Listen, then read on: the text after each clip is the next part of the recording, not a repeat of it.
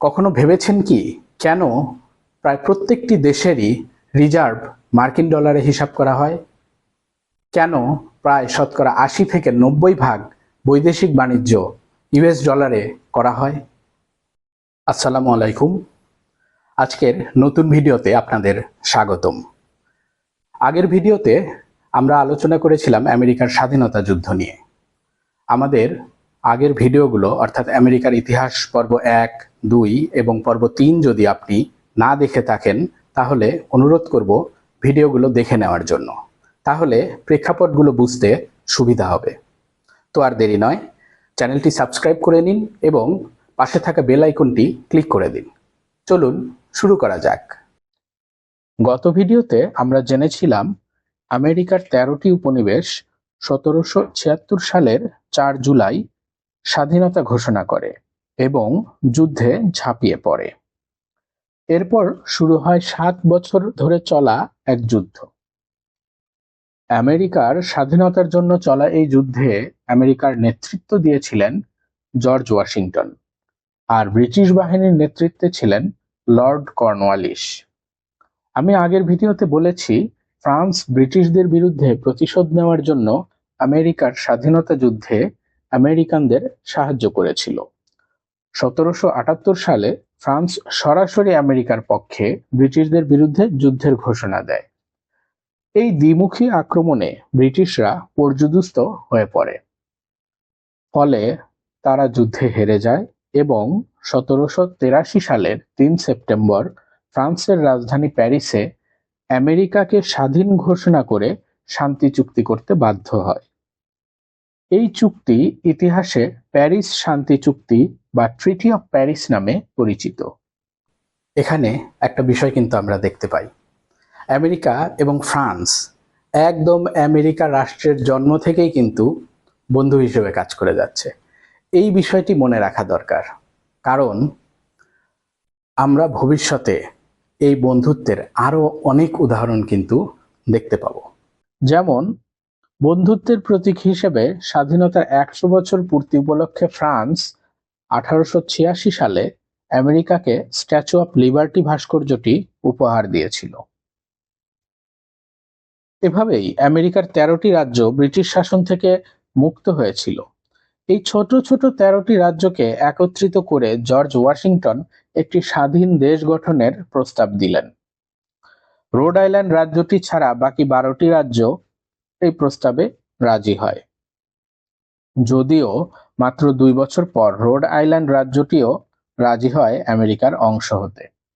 ফলে এই ১৩টি অঙ্গরাজ্য নিয়েই যাত্রা শুরু করে the United States of America, আর জর্জ ওয়াশিংটন পরিণত হলেন আমেরিকার জাতির পিতায়। ১৭৮৯ সালে আমেরিকার প্রথম প্রেসিডেন্ট হিসেবে আমেরিকানরা জর্জ ওয়াশিংটনকে নির্বাচনে বিজয়ী করে। পরপর ২ বার নির্বাচনে বিজয়ী হয়ে তিনি দায়িত্বও পালন করেন।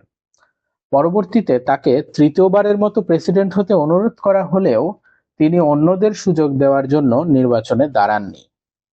তার এই স্বেচ্ছায় ক্ষমতা ছেড়ে দেওয়ার প্রতি সম্মান জানিয়ে আমেরিকার সংবিধানে আইন করা হয় কেউ ২ বারের বেশি প্রেসিডেন্ট হতে পারবে না। আমাদেরকে মনে রাখতে হবে আমেরিকা এমন একটা সময়ে স্বাধীন হয়েছিল যখন কিন্তু শিল্পের চেয়ে কৃষির গুরুত্ব ছিল বেশি। যদিও ইউরোপে তখন শিল্প বিপ্লব হয়ে গেছে, কিন্তু ওইসব শিল্পের কাঁচামালের জন্য কৃষি জমির প্রয়োজন ছিল। ব্রিটেনের কাছ থেকে স্বাধীনতা লাভ করলেও আমেরিকার এই জনগোষ্ঠী কিন্তু মূলত ব্রিটিশই ছিল, ব্রিটিশদেরই উত্তরাধিকারী।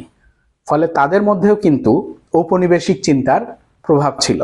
ফলে তাদেরও প্রথম থেকেই চিন্তা ছিল যে কিভাবে আমেরিকার ভূমি বৃদ্ধি করা যায় এবং অনেক অনেক ভূমি দখলে নিয়ে প্রচুর পরিমাণে চাষাবাদ করে দু হাতে টাকা কামানোর একটা ইচ্ছা তাদের মধ্যে ছিল। ইউরোপে কৃষি জমি দিন দিন কমছিল, তাই ইউরোপিয়ানরা আটলান্টিক সাগর পাড়ি দিয়ে আমেরিকায় এসেছিল। এতে জমির অভাব যদিও বা দূর হয়েছিল, অন্য এক সমস্যা রয়েই গেল। সে সময় কৃষিকাজ করার উপযুক্ত শ্রমিক আমেরিকায় ছিল না। যদিও ইউরোপিয়ানরা আমেরিকার আদিবাসীদের ধরে ধরে দাস বানায় বিক্রি করে, জোর করে কৃষিকাজ করায়, কিন্তু তাতে খুব একটা লাভ হয় না, কারণ ইউরোপীয়দের সাথে সাথে নানা রকম ভাইরাসও আমেরিকায় চলে আসে। এসব ভাইরাসে আমেরিকার আদিবাসীরা আক্রান্ত হয়ে মারা যায়।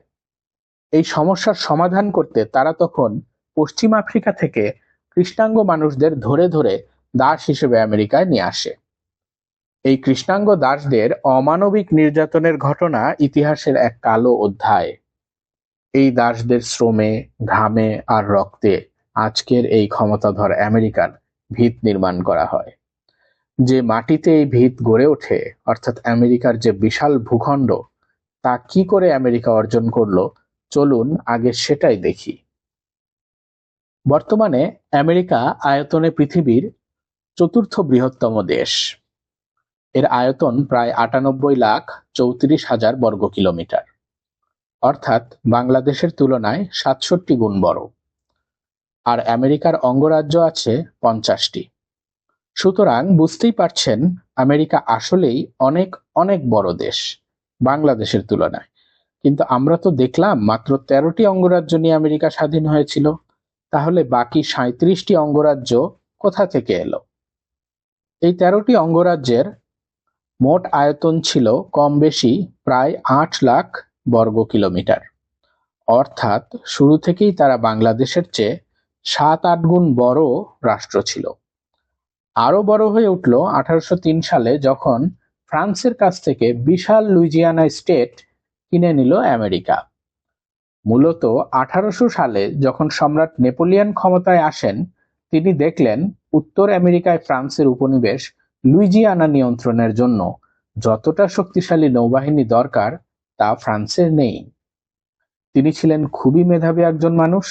তিনি কৌশলে তৎকালীন আমেরিকান প্রেসিডেন্ট থমাস জেফারসনের সাথে চুক্তি করে প্রায় $1,50,00,000 বিনিময়ে লুইজিয়ানা অঙ্গরাজ্যটি বিক্রি করে দেন।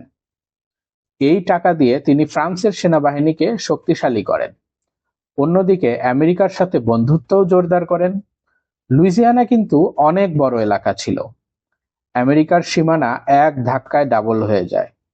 লুইজিয়ানা ভেঙেই Colorado, Iowa, Minnesota, Kansas, Nebraska, Oklahoma সহ মোট 15টি অঙ্গরাজ্য গঠিত হয়। মেক্সিকো থেকে পশ্চিমাঞ্চল নেয়া। আমেরিকার পশ্চিমাঞ্চল ছিল স্পেনের উপনিবেশ। 1800 সালের পরে স্পেন পরাশক্তি হিসেবে অনেক দুর্বল হয়ে পড়ে। ফলে তাদের দখলে থাকা ল্যাটিন আমেরিকার দেশগুলো একে একে স্বাধীনতা ঘোষণা করে। এভাবে একে একে কলোনিগুলো হারিয়ে স্পেন আমেরিকা মহাদেশ থেকে বিদায় নেয়। স্পেন চলে গেলে আমেরিকার পশ্চিমাঞ্চল নিয়ে মেক্সিকো ও আমেরিকার মধ্যে যুদ্ধ শুরু হয়। যুদ্ধে মেক্সিকো হেরে যায়। ফলে আমেরিকা 2 ফেব্রুয়ারি 1848 সালে গুয়াদালুপে হিদালগো চুক্তির মাধ্যমে মেক্সিকোর কাছ থেকে প্রায় 13,60,000 বর্গ কিলোমিটার ভূমি পায়। এই চুক্তির মাধ্যমেই America coast to coast nation হয়ে যায়, অর্থাৎ আটলান্টিক থেকে প্রশান্ত মহাসাগর পর্যন্ত তাদের সীমানা বিস্তৃত। আমেরিকার রাজনীতিবিদরা এটাই চেয়েছিলেন, কারণ এশিয়ার সাথে বাণিজ্য করতে প্রশান্ত মহাসাগর দরকার ছিল। আমেরিকানরা বিশ্বাস করত ঈশ্বর তাদের দায়িত্ব দিয়েছেন সমগ্র মহাদেশ জুড়ে সভ্যতা ছড়িয়ে দিতে। এটিকে তারা বলতো manifest destiny. New Mexico, Texas, Arizona, California ইত্যাদি স্টেটগুলো আমেরিকা মেক্সিকো থেকেই পেয়েছিল। আগেই বলেছি, স্পেন সামরিক দিক দিয়ে দিন দিন দুর্বল হয়ে পড়ছিল। একটা সময় সে তার সমস্ত উপনিবেশ হারিয়ে ফেলল। বাকি ছিল শুধু ফ্লোরিডা। সেটিও আমেরিকা স্পেনের কাছ থেকে মাত্র $50,00,000 কিনে নিল। বরফে ঢাকা আলাস্কা ছিল আমেরিকা মহাদেশে রাশিয়ার একমাত্র কলোনি। রাশিয়াও ফ্রান্সের মতো ইংরেজদের শিক্ষা দেওয়ার জন্য আলাস্কাকে আমেরিকার কাছে বিক্রি করার সিদ্ধান্ত নেয়। আর আমেরিকা এই সুযোগ লুফে নেয়। ফলে 1867 সালে রাশিয়া $72,00,000 বিনিময়ে তার আলাস্কা প্রদেশটি আমেরিকার কাছে বিক্রি করে দেয়। এছাড়াও আমেরিকা ডেনমার্কের কাছ থেকে ভার্জিন দ্বীপপুঞ্জ ক্রয় করে। সর্বশেষ আমেরিকা যুক্তরাষ্ট্রের সাথে যোগ দেয় প্রশান্ত মহাসাগরে অবস্থিত হাওয়াই দ্বীপপুঞ্জ। এটি তাই আমেরিকার 50তম অঙ্গরাজ্য বা স্টেট।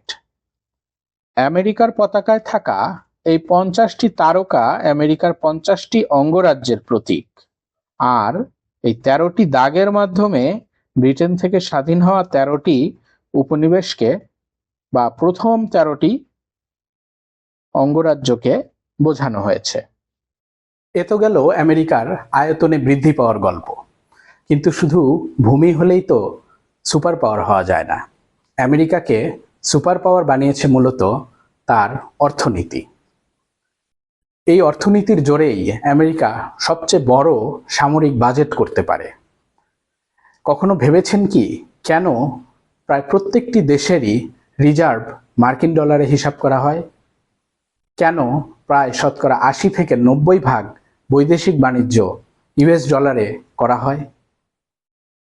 এর পিছনে দাঁড়িয়ে আছে আমেরিকার দক্ষ প্রশাসক এবং সুদক্ষ নেতৃত্বের গ্রহণ করা কিছু সিদ্ধান্ত, যা আমেরিকাকে বানিয়েছে বিশ্বের 1 নম্বর অর্থনৈতিক শক্তি। চলুন এবার সেটাই আলোচনা করা যাক।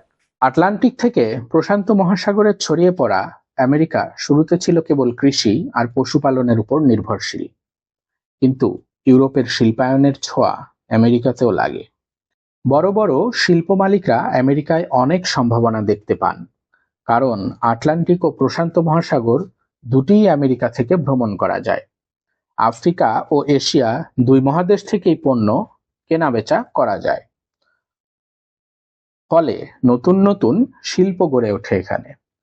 আমেরিকার সরকারও এইসব শিল্প মালিকদের উৎসাহ দিতে থাকে। একটা উদাহরণ দিলেই বিষয়টি বোঝা যাবে। 1911 সালে যখন আমাদের ভারতীয় উপমহাদেশ ব্রিটিশ শাসনের স্টিম রোলারে পিষ্ট হচ্ছিল, যখন বঙ্গভঙ্গ নিয়ে এবং বঙ্গভঙ্গ রদ করা নিয়ে আমরা ব্যস্ত ছিলাম, তখন আমেরিকায় কম্পিউটিং টেবুলেটিং রেকর্ডিং কোম্পানি সিটিআর নামে একটি কোম্পানি যাত্রা শুরু করে। এই সিটিআর কোম্পানি প্রতিষ্ঠা করেছিলেন কম্পিউটার জগতের প্রবাদ পুরুষ হারম্যান হোলিরিথ। তার আবিষ্কৃত পাঞ্চ কার্ড মেশিন, যেটা কিনা আজকের কম্পিউটারের পূর্বপুরুষ, এটা দিয়ে জনসংখ্যার হিসাব করা হয়েছিল। কল্পনা করুন, আমাদের স্বাধীনতার বহু আগেই তারা কম্পিউটারের কোম্পানি খুলে ফেলেছিল। বর্তমানে এ কোম্পানিকে অবশ্যই আপনারা সবাই চেনেন।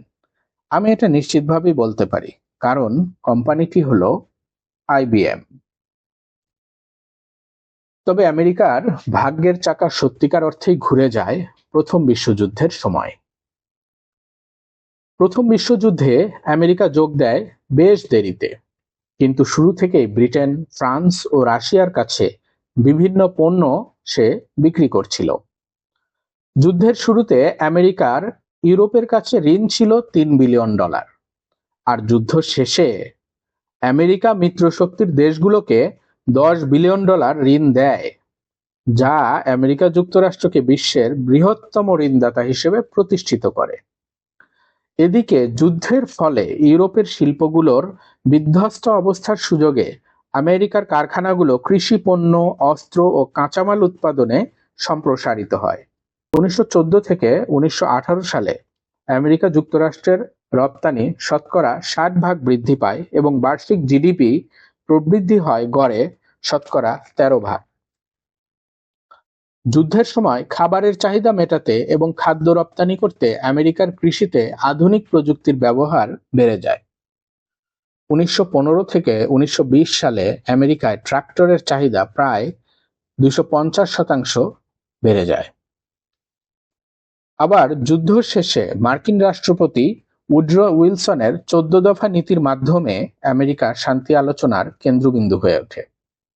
ফলে ভার্সাই চুক্তিতে আমেরিকার প্রভাব আমেরিকার কূটনৈতিক সক্ষমতার ইঙ্গিত দেয়।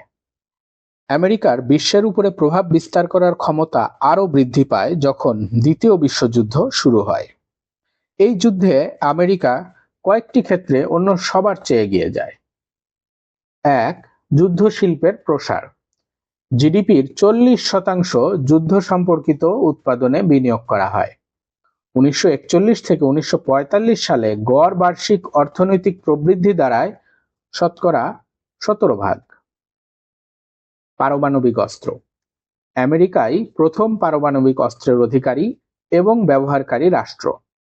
জাপানে পারমাণবিক বোমার বিস্ফোরণ আমেরিকা যে একটি ভয়ঙ্কর শক্তিশালী দেশ, একটি সুপার পাওয়ার, তা বিশ্ববাসীর সামনে তুলে ধরে। তবে আমেরিকাকে সবচেয়ে অনন্য করে তোলে যে ঘটনা, তা হলো 1944 সালের ব্রেটন উডস সম্মেলন। এই সম্মেলন আমেরিকাকে বিশ্ব অর্থনীতির একদম কেন্দ্রবিন্দুতে স্থাপন করে। দ্বিতীয় বিশ্বযুদ্ধের সময় ইউরোপের বহু দেশ, বিশেষ করে ইংল্যান্ড, ফ্রান্স, বেলজিয়াম, নেদারল্যান্ডস, জার্মানির ভয়ে তাদের সমস্ত স্বর্ণ আমেরিকায় পাঠায়। কারণ তখনও আমেরিকা যুদ্ধে জড়ায়নি আর ইউরোপ থেকে দূরে হওয়ায় অপেক্ষাকৃত নিরাপদ দেশ হিসেবে বিবেচিত হয়। আবার অনেক দেশই যুদ্ধের সময় সোনার বিনিময়ে অস্ত্র কিনেছিল আমেরিকার কাছ থেকে। অনেক দেশ সোনা জামানত রেখে লোনও নিয়েছিল। এর ফলে যেটা ঘটল তা হলো পৃথিবীর সোনার রিজার্ভের প্রায় শতকরা 70 থেকে 80 ভাগ আমেরিকার হাতে চলে যায়। দ্বিতীয় বিশ্বযুদ্ধের শেষে 44টি দেশের প্রতিনিধিরা আমেরিকা যুক্তরাষ্ট্রের ব্রেটন উডস শহরে এক বৈঠকে মিলিত হন। ঠিক হয় সব দেশের মুদ্রার মান মার্কিন ডলারের সঙ্গে স্থির থাকবে আর মার্কিন ডলারকে সোনার সাথে তুলনা করা হবে, যেখানে $35 1 আউন্স সোনা পাওয়া যাবে। অর্থাৎ ডলার হয়ে দাঁড়ালো বিশ্বের একমাত্র সোনায় পরিণতযোগ্য মুদ্রা, আর বাকি সব মুদ্রা হয়ে গেল ডলারে পরিণতযোগ্য। ফলে আমেরিকার নেতৃত্বেই গড়ে উঠল বিশ্বব্যাংক, IMF এর মতো সংগঠন, যারা ঋণ দিত ডলারে। ফলে ডলারের চাহিদা দিন দিন বাড়তে থাকে। এতে করে আন্তর্জাতিক বাজারে তেল, গ্যাস, খাদ্য, পোশাক ইত্যাদি প্রায় সব কিছুর দাম ডলারে নির্ধারিত হতে শুরু করে। আগেই বলেছি আমেরিকাকে সুপার পাওয়ার করেছে মূলত আমেরিকার সুদক্ষ প্রশাসকরা। 1971 সালে মার্কিন প্রেসিডেন্ট রিচার্ড নিক্সন ঘোষণা দেন ডলার আর সোনার সঙ্গে বিনিময় করা যাবে না। এতে বিশ্বজুড়ে ডলারের উপর আস্থা কিছুটা কমে যায়। কিন্তু ঠিক তখনই আমেরিকা তার নতুন কৌশল নেয়। ডলারের চাহিদা নিশ্চিত করতে তারা তেলকে হাতিয়ার বানায়। পেট্রোডলার সিস্টেম প্রতিষ্ঠিত হয় 1972 সালে, যদিও চুক্তি হয় পরে। 1974 সালের 8 জুন আমেরিকা যুক্তরাষ্ট্র ও সৌদি আরব এক গোপন চুক্তি করে। এতে সৌদি আরব প্রতিশ্রুতি দেয় যে সে কেবল মার্কিন ডলারে তেল বিক্রি করবে, বিনিময়ে আমেরিকা তাকে সামরিক সহায়তা ও নিরাপত্তা দেবে। এই মডেলটি পরবর্তীতে তেল উৎপাদনকারী দেশগুলোর সংগঠন ওপেকও অনুসরণ করে। মনে রাখতে হবে এটি একটি গোপন চুক্তি, কোনো আনুষ্ঠানিক চুক্তি নয়, কারণ সৌদি আরব অপরিশোধিত তেল বিক্রি করে যে ডলার আয় করে তার একটা বড় অংশই সে আমেরিকায় ট্রেজারি বন্ডে বিনিয়োগ করে। কেননা এখানে বিনিয়োগ করাকে সৌদি আরব ঝুঁকিমুক্ত মনে করে, আর নিজের টাকা নিজের দেশে বিনিয়োগের জন্য পায় বলে আমেরিকাও সৌদি আরবকে সামরিক সহায়তা দিয়ে যাচ্ছে। এর ফলে বিশ্বব্যাপী ডলারের চাহিদা তৈরি হয়। সব দেশকেই আগে ডলার কিনে রাখতে হয়, তারপর ওই ডলার দিয়ে তেল কিনতে হয়। ফলে সব দেশকেই তাদের রিজার্ভে মার্কিন ডলার জমাতে হয়। যেহেতু ডলারেই তেল কেনাবেচা করতে হয়, তাই আমেরিকা আন্তর্জাতিক আর্থিক ব্যবস্থায় প্রভাব রাখতে পারে। যেমন সে বাণিজ্য নিষেধাজ্ঞা, ব্যাংকিং ব্লক ইত্যাদি দিয়ে কোনো দেশকে ডলার কেনা থেকে বিরত রাখতে পারে। এখন ডলার না থাকলে তেলও কেনা সম্ভব নয়। রাষ্ট্রে সোনা কম থাকলেও দেশ চলে, কিন্তু তেল ছাড়া তো কোনো দেশই একদিনও চলে না। আর এই সুযোগটাই নেয় আমেরিকা। যদিও চীন, রাশিয়া ডলারের বিকল্প ইউয়ান, রুবল ইত্যাদি মুদ্রাকে তেল কেনায় ব্যবহার করছে, তবে তা খুবই কম। এখনো বিশ্ববাজারের 80 থেকে 85% তেলের লেনদেন ডলারে হয়। দুটি বিশ্বযুদ্ধ থেকে আমেরিকা যুদ্ধের মাধ্যমে ব্যবসা করা শিখে গিয়েছিল। প্রকৃতপক্ষে আর কোনো ব্যবসায় যুদ্ধের মতো এত লাভজনক নয়। ফলাফল, ডলারের আধিপত্যকে কাজে লাগিয়ে পৃথিবীতে আমেরিকা 800টিরও বেশি সামরিক ঘাঁটি তৈরি করেছে, যদিও পেন্টাগন সবসময় প্রকৃত সংখ্যা গোপন রাখে। আমেরিকা অর্থনৈতিকভাবে শক্তিশালী হওয়ায় সারা বিশ্বের সবচেয়ে মেধাবী বিজ্ঞানী, ডাক্তার, শিক্ষক, সিইওদের অনেক উচ্চ বেতনে নিজের দেশে থাকার ও কাজ করার সুযোগ করে দিয়েছিল। ফলে বৈজ্ঞানিক গবেষণা, মহাকাশ গবেষণা, তথ্য প্রযুক্তিতে আমেরিকা পুরো পৃথিবীকে নেতৃত্ব দিচ্ছে। একটা সাধারণ কথা চিন্তা করুন। এই ভিডিওটি আপনি হয়তো অ্যান্ড্রয়েড ফোনে দেখছেন অথবা আইফোনে দেখছেন। অর্থাৎ অ্যান্ড্রয়েড কোম্পানি অর্থাৎ গুগল এবং আইফোনের কোম্পানি অর্থাৎ অ্যাপল দুটিই কিন্তু আমেরিকান টেক জায়ান্ট। একইভাবে আপনি হয়তো এই ভিডিওটি ইউটিউবে দেখছেন বা ফেসবুকে দেখছেন, হোয়াটসঅ্যাপে দেখছেন, মেসেঞ্জারে দেখছেন। এই প্রত্যেকটি, এমনকি মাইক্রোসফট, IBM, প্রত্যেকটি আমেরিকান কোম্পানি, প্রত্যেকটি আমেরিকান টেক জায়ান্ট। এই কোম্পানিগুলো গড়ে উঠেছিল আমেরিকার দূরদর্শী সিদ্ধান্তের ফলে। যে দূরদর্শী সিদ্ধান্ত আমেরিকাকে আজ বানিয়েছে সুপার পাওয়ার। এতক্ষণ আমাদের সঙ্গে থাকার জন্য অসংখ্য ধন্যবাদ।